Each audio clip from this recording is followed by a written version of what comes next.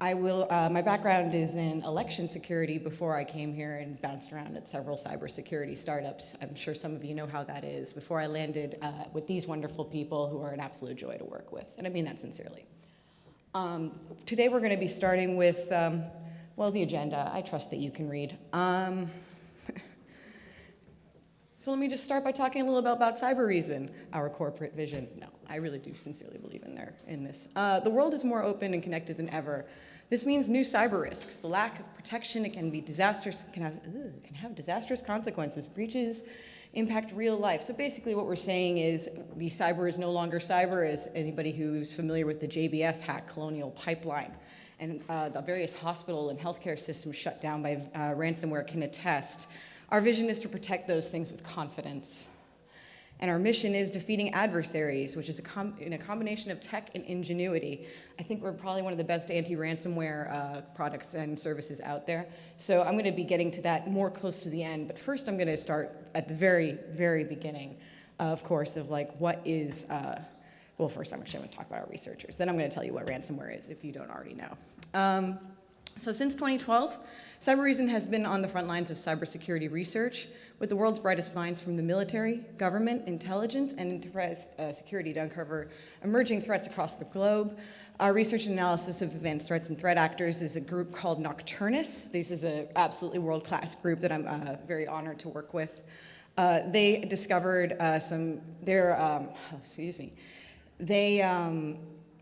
for example, addressed the NotPetya ransomware in 2017. Within days of NotPetya emerging, Nocturnus discovered a workaround solution to disable the ransomware, and CyberReason was the first vendor to be able to block this ransomware strain. In fact, Nocturnus research and technical expertise has allowed us to be the first to prevent not only NotPetya, but also PowerShell fileless attacks and net fileless attacks. Nocturnus's insights are passed directly to the customer community via product and services and updates. All right, I've gotten through my required slides. Thank you for your patience. So, why do attackers use ransomware? Well, I like to start with an anecdote from a bank robber whose name always escapes me, but he was asked, why do you rob banks? And he said, well, that's where the money is. So first, a bit of background. So what is ransomware? It's a type of malicious software designed to block access to a computer system until a sum of money is paid. Generally, when attackers use malware, they inevitably choose between three things: popularity, complexity, and impact. Priorities dictate where they end up. These things are highly complex, often have high impact, but are difficult to execute. And like us, attackers are often lazy. Very complex attacks are rarely popular, but can have a great deal of impact, and popular things are not necessarily complex and may not have as much impact as others. But this particular attack of ransomware has exploded in popularity and use, partially because it is so successful and unfortunately getting easier for many attackers. So it's by no means novel, but there's been a big increase during the pandemic. When attacks are attempted, they're successful about 73% of the time. Most organizations deal with the threat of ransomware. 51% have encountered it. The DHS cites ransomware as a top cyber priority. You may have heard the White House recently put out an EOD requiring endpoint security as one of the tools to fight against ransomware, which I believe you will know we are extremely aware of right now. But basically, this threat has been on the rise, and we're going to get a little bit into why that is and how to combat it towards the end. So this is a slide that's courtesy of Information is Beautiful, which is a great website if you've never seen it before. But we used to have a smaller timeline of ransomware attacks because we could do that. We could show the 10 impactful ones. That is no longer possible. As you can see, there was a smaller number of impactful attacks back in 2017, then a little bit of a lull, and then just an absolute explosion in 2020 and 2021. We actually almost can't show all of the ransomware attacks. I used to do a slide of like the most recent attack. You might remember, here's a little insight. That's now fallen out of date. I almost can't finish my presentation and give it before there's another attack and that one becomes out of date.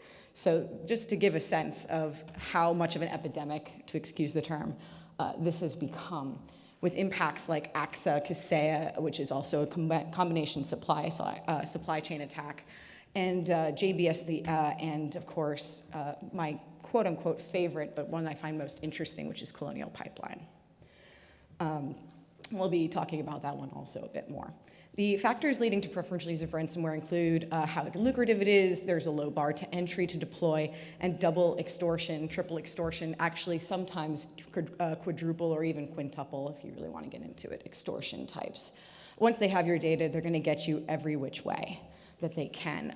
Colonial, for example, DarkSide, had a variety of extortion methods, not just that will unlock your data, if you trust criminals to do so, but also that we're going to release this information to the press. Before we release it to the press, we're going to tell people who hold your stock that this is going to hit the press so they can short sell you. We're going to go out to your customers and tell them this is happening, and each one of these requiring a different payment of money. Also, if you don't pay us, we're just going to unencrypt everything and release it on the dark web. That was another extortion that they offered. So once they have your data, great guys, you know, real peaches of human beings like DarkSide are going to do everything they can to squeeze money out of you. So this ecosystem is called has also exploded because of the ransomware as a service model. Now, when I first got into cybersecurity about 10 years ago, we were seeing the beginning of malware as a service, which was kind of an interesting phenomenon of, you know, you have the target and I have the technology. I can't spend all my time finding targets. You can't spend all your time developing technology. We'll partner and perhaps split profits or just sell you the software and you'll take care of it yourself. And basically, it's become extremely easy to use. In fact, their customer service rivals and even exceeds some corporations. I remember seeing a malware company back in 2013 that had a pleasant female voice on the other end should you have a problem with their malware and needed to call them to ask for help. That was the Russian promise, by the way. So basically, this has allowed this huge proliferation of ransomware. They're basically, another aspect of the sophistication is you can basically, I don't know if anyone saw the John Oliver special, it was really quite good about it, but they talked about how there's a shopping cart, you know, you can point and click to purchase ransomware, to deploy it. And again, this makes everything much easier and also very much more streamlined. These ransomware ecosystems are getting extremely sophisticated. I call it almost a dark Silicon Valley, where all of the ingenuity and hunger and cutting-edge innovation that you see in some place like Silicon Valley is being mirrored in places like Russia and in these ransomware groups, where they're making enough money to turn around and invest in the next generation, to invest in improving their products. There's been some advertisements lately that we discovered for pen testers. They were hiring pen testers who didn't know that they were being hired by ransomware gangs. So this is a sophisticated operation that I'm afraid is only going to continue to be more sophisticated, especially as more money flows in that they can reinvest in their companies, quote unquote. Really, they're more like cartels. And I think I'm going to, with apologies to any crypto fans in the audience, please don't come after me, because I only ever hear about crypto when it's used for ransomware, but I'm sure it has wonderful other uses. But basically, crypto did, in some ways, allow for the explosion of ransomware as a service. It's really hard to ship dollar bills overseas or to route it through various shell companies and banks. It's much easier to just use a crypto wallet. It's anonymous and decentralized. Payments go without personal details, and the funds are mostly untraceable. I actually had them add that mostly thing because of the clawback after Colonial Pipeline, where they tracked down and drained those wallets before they reached their destination. But basically, as long as crypto has been proliferating, ransomware has been keeping up with it because it allows it to do so, to make money off of it.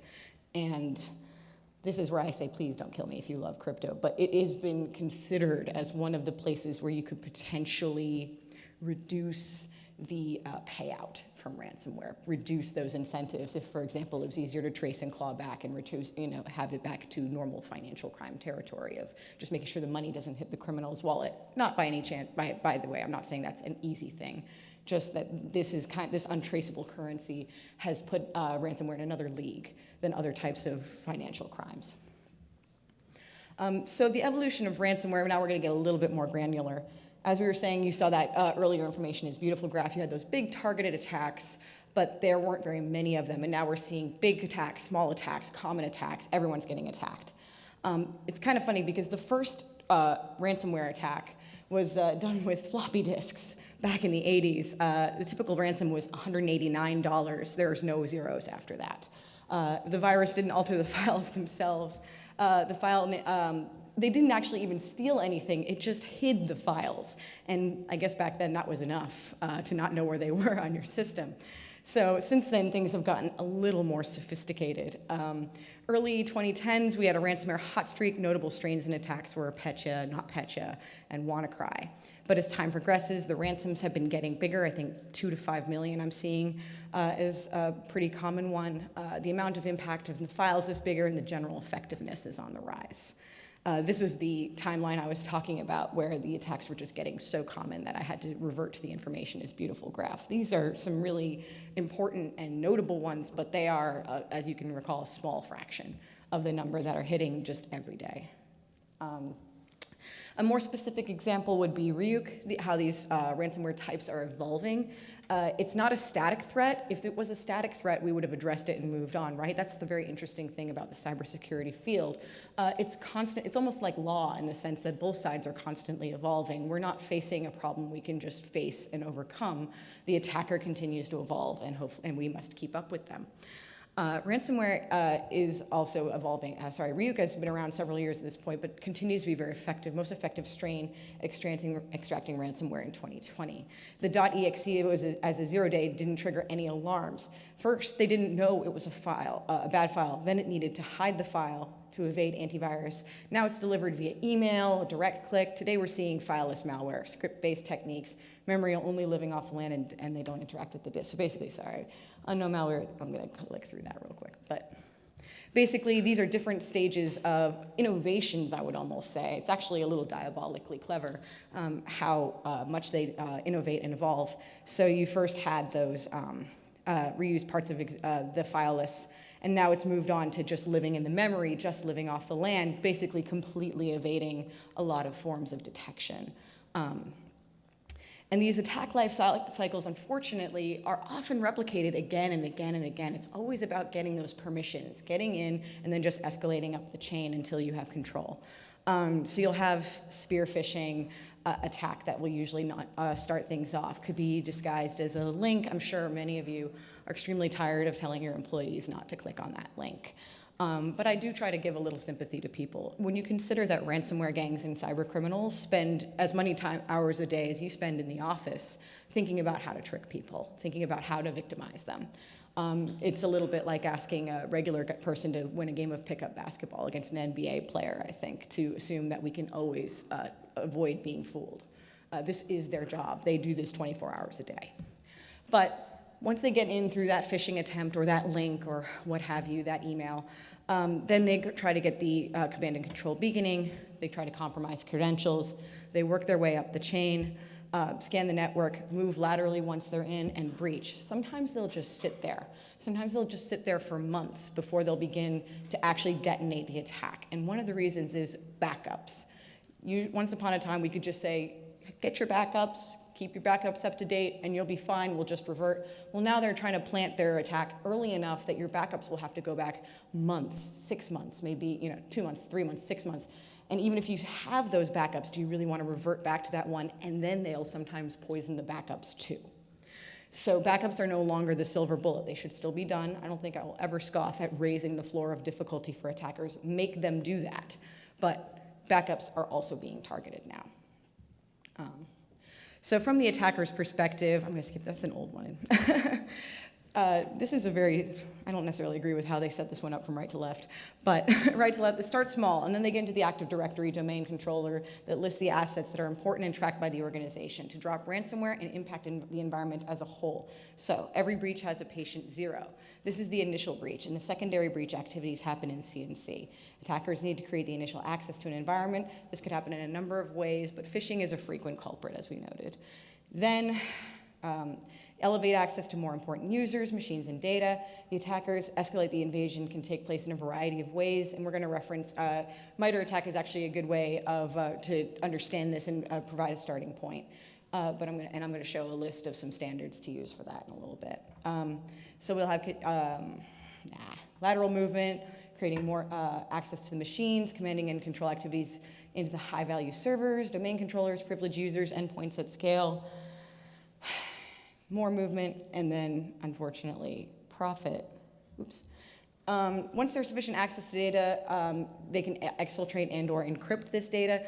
Right to left, sorry, that's a repeat, so I'm going to move past one. But these are some of the MITRE attack frameworks that can be used to understand. I'm not going to go through all of those. I'm going to trust that you can read. Or if you want to find this list later, absolutely come and find me. But what we're all trying to avoid is this. This is an actual ransomware note, ransom note from the Acer ransomware.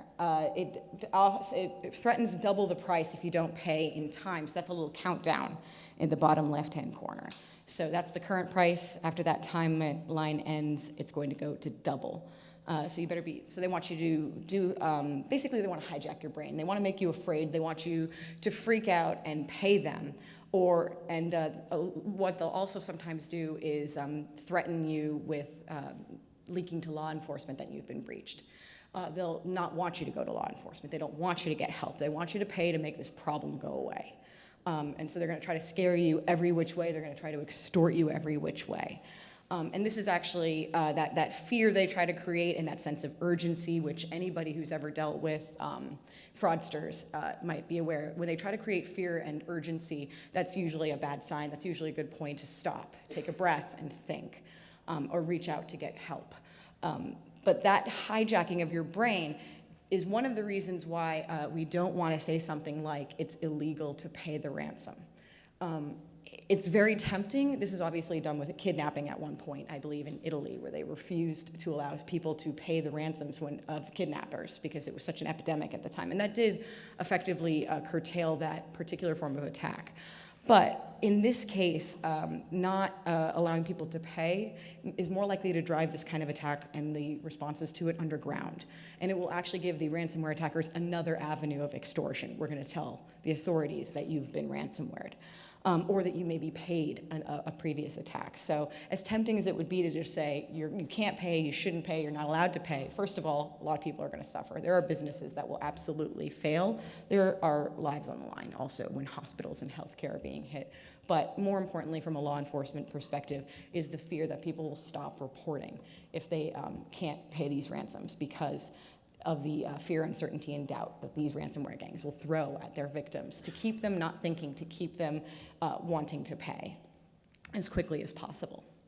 So that was kind of the overview of ransomware. And before we launch into how to defend yourself and whether you should pay and what you should be doing and how great cyber reason is, because it's inevitable, because we are pretty great. But I wanted to do a quick historical tangent, and I hope people will indulge me on this a little bit because I am a big history nerd. And one of the things I found most interesting about Colonial Pipeline when it first happened was the protests by the Colonial Pipeline ransomware gang, which is DarkSide Gang, saying we never meant to hit an American target of this level of importance. And I was reminded of a book I had just read called The Republic of Pirates, where there was an arch-pirate called Thomas Every who had written a similar letter after he attacked an English ship. He had claimed as a pirate that he was not really a pirate. He was more of a self-styled privateer, and he would never attack fellow Englishmen, except he was a criminal, and he did. And he was caught. But he said, no, that was a mistake. I never meant that to happen. I'm always an English friend. The DarkSide ransomware gang claimed that they never meant to hit as important a target as Colonial Pipeline infrastructure-wise. Whether or not we believe them, I think both versions is actually pretty scary, but it's very similar language. I never meant to hit something so politically important. We're just honest criminals. And what I realized was they're very, very similar to Age of Sail pirates, and actually I got more excited the more I realized how true this was. Holding ransom is hardly a new business model for criminals, but all that's really changed is the medium. Once upon a time, we used to call the internet the Wild West. I think many of us can attest that's no longer true. We don't have outposts where the time that are getting attacked, and by the time the cavalry shows up, they can't even understand what happened, let alone explain it. We don't have these remote businesses, tiny businesses being attacked online anymore. Basically, everyone kind of lives online. It's the #1 medium of trade. It's our #1 medium of communication. It's the fastest way to communicate and the fastest way to do business, very much like the sea was once upon a time. And like the sea, it creates an avenue of exploitation. So I would actually suggest we might want to start thinking about the way we break down hackers versus nation-state hackers versus defenders in slightly different terms. For example, we'll sometimes call them the Russian hacker army. I would respectfully say that they were actually more of a navy, even a privateer navy, being separate from pirates. Pirates attack without fidelity to any nation. Privateers, however, are attached or loosely or directly to a nation. Privateers tend to rise for nations that don't have enough money for a navy, who don't have enough skill for a navy. So you basically get these private citizens to work for you in exchange for basically turning a blind eye to them raiding or looting other nations that are your enemies. And so I would say, for example, to continue the metaphor, North Korea has a hacker navy because they pay their hackers, they recruit them, they train them, they're working for the state. Russia has a bit more of a loosey-goosey relationship. They look the other way. They say, don't attack Russian targets and we'll leave you alone. Don't cause us trouble. Don't get caught and we'll leave you alone. And then there are hackers, of course, who have no allegiance whatsoever, and they are just flat out pirates. But again, this is, I'm sorry to bore you with the metaphor, but I find this actually a very optimistic take because we've actually faced and combated piracy again and again and again throughout history. We've defeated it throughout history. Starting with, many people don't know this little fun fact, Julius Caesar got his start clearing pirates from the Mediterranean. That was how he first started his name to a certain extent. There's other parallels too, for example, the ability to mask your place of origin, like your IP address, by putting up a false flag.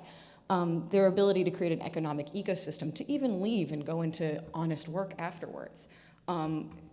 They also have the ability to, for example, strike and retreat quickly, to hide out in sanctuaries. And this is actually, if anyone's also a history fan, the Barbary Coast pirates, I think, are one of the closest parallels to the modern ransomware gang.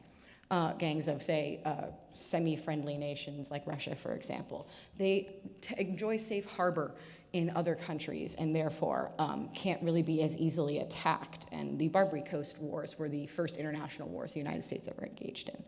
So the more I dug into this, I found a really fantastic quote. I began to look into naval history. I began to look at modern naval history. So not to get too hung up on, say, Long John Silver, I really mean like the Somali pirates, for example. And I absolutely love this quote, so I will subject you to the whole thing. Piracy is a non-traditional security threat that cannot be solved through military solutions. Piracy should be rooted out by attacking sources of their strength on land, disrupting their organizational structures, isolating them from their sources of support. In particular, this means destroying their bases and hideouts, cutting off their sources of capital, technology, and recruitment, and crippling the middleman and markets that allow them to dispose of their loot. And this is what I mean by the parallels, to me, are striking. You cannot defeat ransomware gangs online, I don't think. Well, the actual root of the problem, right? The supply and demand is just too stacked. As long as there's somebody who's willing to risk the very light punishment in exchange for millions of dollars, there's going to be another supply. We can't just bomb these guys from orbit, is what I'm saying. There will always be more, as long as these incentives are so high. So you have to go after the ways they get paid. You have to disincentivize it. You have to make it really difficult for them to do these attacks. You have to make it not really worth their time. And there's other tactics, too, that have been used to defeat piracy in the past. For example, amnesties and turning former competitors and colleagues against one another. So by offering a way out for them. Also, very recently, what I mentioned earlier, there was that case of a job posting for a pen tester who didn't necessarily know they were being recruited by a ransomware gang. I found that very interesting because one of the things that pirates would actually steal when they took a ship was skilled laborers. And there was actually many court cases where people would attest that they were press-ganged pirates. They had not wanted to be there. And I do wonder when we're gonna have our first case of somebody maybe being tried who didn't know that they were working for a ransomware gang. But just to go back quickly, I do believe that this model might be useful perhaps from a policy perspective in getting our head around the problem, might help address the supply and the demand in the future. And I've seen some signs that people are thinking along these lines already, for example, the White House EOD, and how it's going after the safe harbors and the sanctuaries, which is exactly how the Barbary Coast pirates were addressed, going after safe harbors and sanctuaries on land, making it politically uncomfortable for them. And actually, I believe don't quiz me on this, but one of the ransomware gangs just got enough local political law enforcement pressure that they were taken down, and there was a good tweet that said something to the effect of, it was Jeff Moss of DEF CON and Black Hat. He said, this has always been about 50% a political problem because of these safe harbors, because they can operate with impunity from countries that will look the other way as long as they act as privateers instead of as pirates. So that's my little thing. Maybe it'll stick out in your mind if I've interested you. I hope to give that talk at the Naval War College soon. I've been invited to, so I just wanted to give you a little preview. Thank you for your patience on that. So now we're going to get into the ransomware recovery and how to actually survive once you've been hit. There are things like cyber insurance, data backups, and the ability to completely recover if you've been hit. But unfortunately, as I mentioned with, for example, data backups, they've started to poison data backups. Doesn't mean you shouldn't do it, but make them work for it, but that is no longer foolproof. Another tempting defense would be cyber insurance, and we've seen a rise in cyber insurance. Unfortunately, we've also seen a rise in cyber insurance payouts. In fact, I believe ransomware was something like some staggering number, 40, 70, maybe, I think it was 70% of the cybersecurity payouts by AXA. Was for cyber insurance. And I heard a great metaphor the other day that buying in cyber insurance is like buying life insurance instead of health insurance. Basically saying, we're going to be okay, honey. If we die, we'll have a big payout. It's like, well, maybe we should just not get sick. First, that's a bit extreme. So there's also some doubt about whether one or not can completely recover. So what we did at Cyber Reasons, we did a survey report, and it's called Ransomware, the True Cost of Business. It's actually one of my favorite things that we've put out. It has some absolutely staggering statistics in it from people who have actually been impacted. For example, that 66%, of course, lost revenue, right? Because they'll go after your payment systems. They'll go after, that's what they did with Colonial Pipeline, right? They stopped their ability to accept payments for the length of time that they didn't pay the ransom. But there was also brand and reputational damage. There was 32% lost C-level talent, 29% reported employee layoffs afterwards. So once you get hit, it actually is a domino effect that isn't just in the security department, or it's not just the CSO's head who's going to roll. There's other places and departments that are going to get hit. There's the locking out of the system, but there's the legal crisis, right? If you've exposed customer data. There's the marketing crisis of brand damage. There's the boardroom crisis of the liability for the breach. There's also morale damage. You're going to lose talent. You're going to lose C-level talent is actually one of the more interesting ones that I saw was lost as well. But also keep in mind, and it's not on here, but that insurance thing. If you bought that life insurance instead of that health insurance and then you just got hit, well, your premiums are going to go up if you get hit again. And by the way, 80% of the people who paid were attacked again, sometimes within 2 weeks, because it's no longer honor amongst thieves. They basically put you on a list of people who are guaranteed to pay, and then they tell their friends, go hit this person. The best thing about that is there was one ransomware gang who was asked, why do you go after people who have insurance? And they said, well, they're guaranteed to pay. They said, how did you know who had insurance? They said, well, we hacked the insurance company. We got their list of customers. I was like, great, love that, love that. So yeah. Well, and by the way, just a little anecdote there. I think if you're in the cybersecurity department, you're often on the defense side, right? You're often the cost to your business, and sometimes you have to justify your existence. You have to explain that, yes, all this money that stopped anything from happening, the fact that nothing happened means that I did very well. And they go, well, if you did very well, you don't need this much money. But the problem is the attackers are on the profit side. They're the sales guys. They're the guys who go out and get a commission if they do very well. They get millions of dollars. They get Ferraris and Lamborghinis. So that's a little aspect of the asynchronous warfare that I think deserves some attention, is the fact that we are against the people who are making the money for their companies. Well, we're always considered a cost. So you got it. So, and one that people think is like a lightning strike. It's not going to happen except until it actually does, and that number is rising. So, by the way, again, even if you do pay, I know I said earlier that we shouldn't stop people from paying entirely, mostly because I don't want it to be used I wouldn't want it to be used as a method of extortion, as a reason for people to stay quiet about the fact they've been hit. But the fact is that even those who paid didn't gain all the access to their data, and in fact, a certain percentage of it was corrupted. 42% said that their cyber insurance policy didn't cover all of their losses.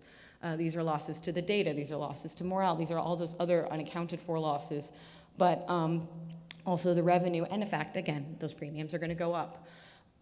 So, really, and this is a terrible thing to say to somebody who's already been hit, so this is not directed at anybody who's suffered this already, the best thing you can do against ransomware is not get hit in the first place. But of course, to respond effectively and to prepare to be hit so that you can limit the damage if you are unfortunately hit. So many who were hit reported having the right policies, believed they had the right people. Less than 50 reported having antivirus, which was kind of shocking. Only 30% had an EDR solution, and only 44 invested in EPP or EDR after a ransomware attack, which is a little surprising to me. You'd think that at least would have woken them up a little bit, but no. I'll stay on that one for a second. So basically, yeah, as I said, the last thing you want to do is get hit because the damage just goes across the board. And this is the part where I have to pivot and say, nobody's going to stop ransomware tomorrow, but you still got to run faster than the other guy. But we can help you run faster than the other guy. So the one size fits all, this is where I get to talk about cyber reason, which I love. But multi-layer, we offer multi-layered prevention because the one size fits all does not one size fits all approach to ransomware will fall short against modern threats. We offer robust prevention in the fight. Basically, we have the antivirus, the next-gen AV, the behavioral document protection, exploit protection, fileless malware protection, and anti-ransomware. There's a couple things we're working on which I find particularly interesting. One is a standard called indicators of behavior, which we're working on with the RVAsec group. It's basically a new version of indicators of compromise, but it's more focused on joining behaviors together to identify a threat. For example, the example I like to give is somebody getting into their car is not a problem. Somebody going for a drink at a bar is not a problem. Somebody being out at 2 a.m. is not a problem. Or having their keys out is not a problem. But somebody getting in a bar at 2 a.m., having their keys, getting their keys out, going to their car might be a problem. You might want to flag that. And so what we hope to do with indicators of behavior is begin to narrow down those joined behaviors, those multiple behaviors. Again, somebody failing to log in may have just forgotten their password. Somebody logging in at 2 in the morning might just be working late or in a different time zone. Somebody logging in 2,000 times in 2 minutes at 2 in the morning is probably a problem, and that should be flagged. And that's one of the things we're innovating on. Another is a cool thing, which is not on this slide, but it's Canary files, which is files that we put on the system that if they are accessed, will immediately start to send those flags up because they have tempting names, tempting targets for ransomware gangs, and they'll go for those types of files first. If you want to hear more about that, they should schedule a demo with our guys because they can really get into it. So we do operation-centric versus alert-centric. We're not going to bombard you with alerts. We have an aggressive focus on prevention of known threats. Sophisticated actors will be able to bypass prevention sooner or later, so EDR will always be necessary to operate, to interrupt operations. And when a suspicious activity of attackers reaches a certain threshold, we convict that data into what's called a malop. Malicious operation is our little coin term. And we characterize and categorize these malops to basically prevent other threats and to protect our customers. So.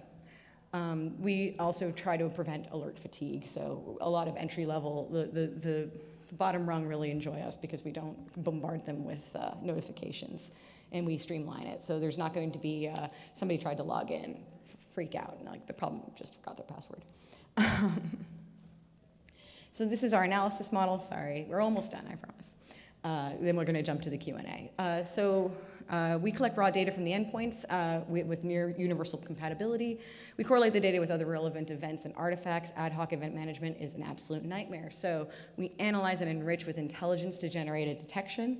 The malop is deconstructed view of the attack, the root cause, scope, process trees, and guided remediation. So for the cyber reason analysis model, we don't do smart filtering like the competition does, which is not as good. We have layers in between where we correlate and analyze the operation-centric view, which is displayed in the malop. So we make sense of complex data relationships, which is kind of where our name comes from in the first place, cyber reason. We reason through that.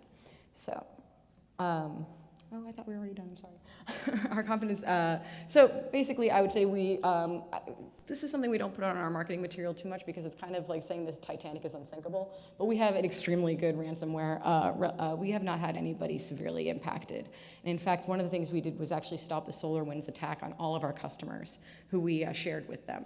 I think it was something like 70 customers that we shared. 40% of them had it killed months before it became anything. We just saw some little file acting weird and nuked it.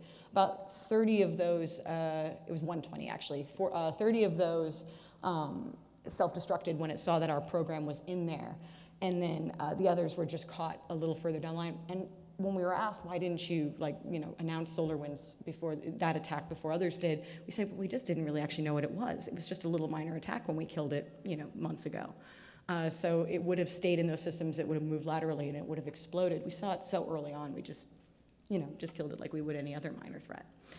So we have an excellent track record there that we just don't want to tempt fate and tempt attackers to go after our customers. So we don't necessarily put that out there. But we've basically never had a customer who fully implemented us suffer a serious ransomware event. So now we can move to Q&A. Thank you for your patience and for sticking with me this long. We have 10 minutes. Are there any questions? Hi there.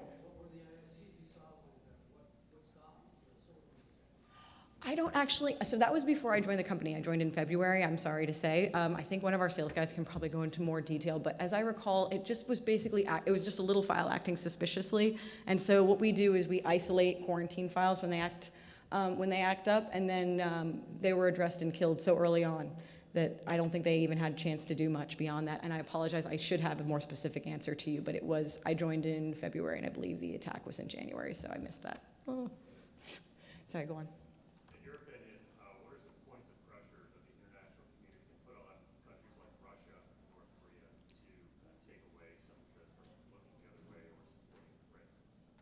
Well, that's a really interesting question. I can say, first of all, there are things that I don't think are going to work. I don't think kinetic action against these guys. I don't think invading those countries is probably a good idea to hit these people. I think because the supply is going to be endless. The incentives are too high. I think we've already started to see some action that has worked along those lines, which is putting pressure to bear from the local law enforcement there. I don't know what negotiations went on behind the scenes, but we did have some ransomware gangs now facing some issues on the ground. I don't want to try to tell, I'm just not a diplomat, so I don't really know what diplomatic pressures they could build. I would say that just on an individual level, the things that I would see as an example from the days of piracy might be making it harder for them to sell or to distribute the loot, to make money off of it. So those clawbacks we saw for the cryptocurrencies. I might say things like amnesties if they're in countries that we access, right? Saying like, hey, if you're really talented, you're really good at what you do, you probably can never leave Russia now. Would you like to? Because we would like your help in going after your former colleagues and competitors. And I know if you've been hit by ransomware, the last thing you want is to give these guys a golden ticket out of there. But that has been a tactic that worked in the past very effectively when the English went after piracy in the Caribbean in the 16-somethings with the guy who wrote Woodes Rogers offered amnesties. Another tactic, so basically make it so it's harder for them to pay, to get their money out. Turn them against one another, I would say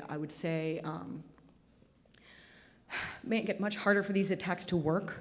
So one of the hopes I have with cyber insurance, I'm not going to tell people not to get it, right? It makes sense to me, but what I hope cyber insurance companies will do, and I believe they're going to start doing, they don't need my urging, is attaching more requirements to cyber insurance, requiring EDR if you're going to get our ransomware package, requiring that you have a certain investment in defense for your cyber security defense for your company, and hopefully that will help raise the floor again, make ransomware attacks no longer the sexy, quick money maker that they are right now. And I think that's the only way we're going to start seeing that go down, is if we reduce those incentives across the board. But I wouldn't know what to say diplomatically, because I think they're doing it. I'm just not privy to those conversations. Sorry. Yeah. Yeah. Yeah. Yep. Yeah. Oh yeah, I mean, insurance tends to be on top of it in terms of keeping their money. So, yes? So if I'm a ransomware operator and I'm going to take this tack of I'm going to install this ransomware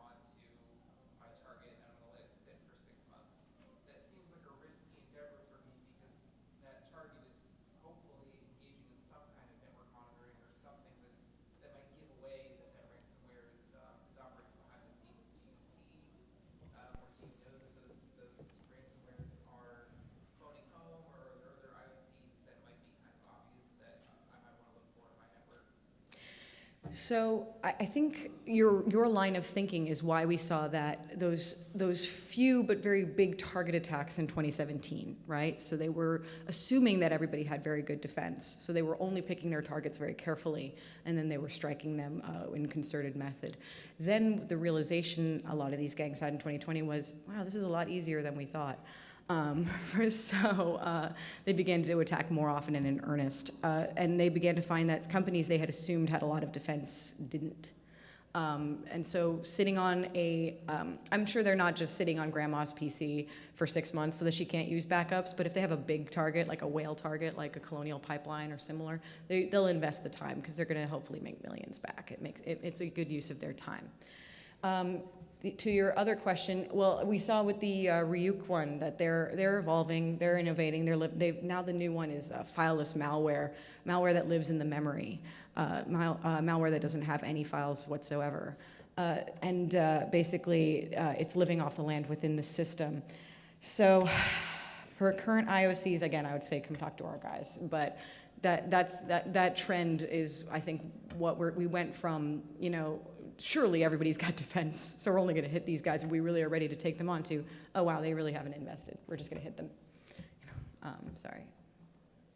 Hi. You quoted 80% of companies that have been hit a second time.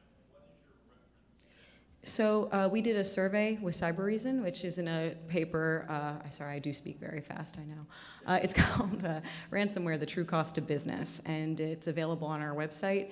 It's a survey that we conducted across people who had been hit with ransomware. It's a really good report, and it will have the sources in there of where we got those numbers. Oh, I'm sorry, I didn't see you.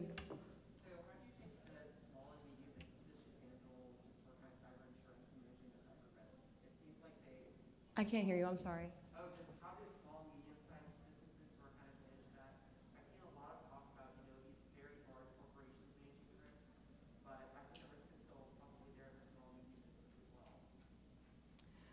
I mean, absolutely. I'm afraid that I'm going to say Cybereason, we have solutions for small and medium businesses as well, which should help small IT offices manage that risk.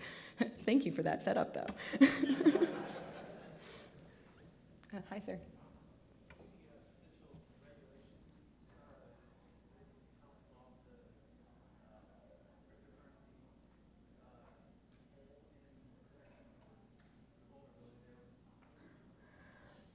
So as far as what could solve the cryptocurrency issue, this is the one where I'm afraid to say anything in case crypto people hate me afterwards, but we should probably get better at, if it were easier to, say, track and claw back criminals who are using cryptocurrency to exchange, that would be one method of driving them from these very easy green pastures of just, picking up their money when they, over cryptocurrency, and drive them back into the more difficult ways of exchanging money internationally and untraceably. All the shell companies, all of the offshore accounts, all that stuff. It takes effort and it's difficult.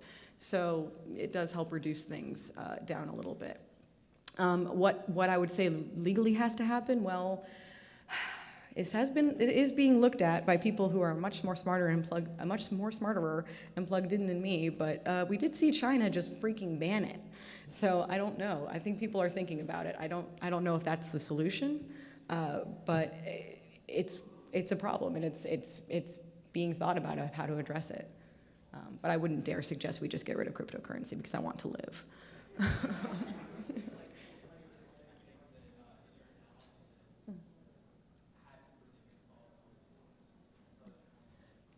In the piracy analogy, I would say, it was often raw goods that were being exchanged. Those are very easy to mask as coming from one place to the,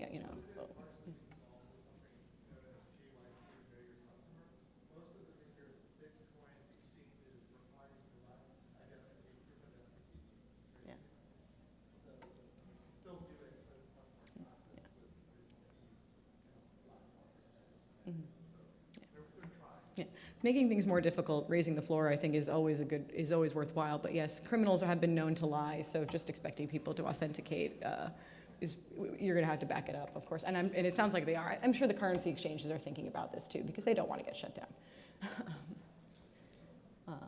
I'm sorry, I saw sir. Oh, ma'am, I'm sorry. It's this peripheral view I can't see. Oh, thank you. Mhm. Mhm.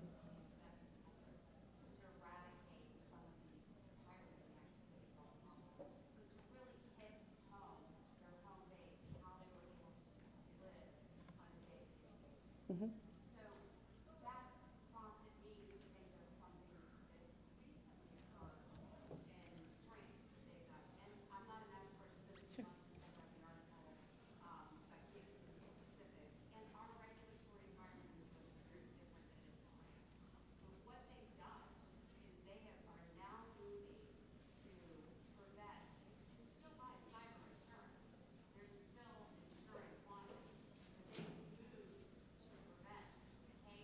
Mhm.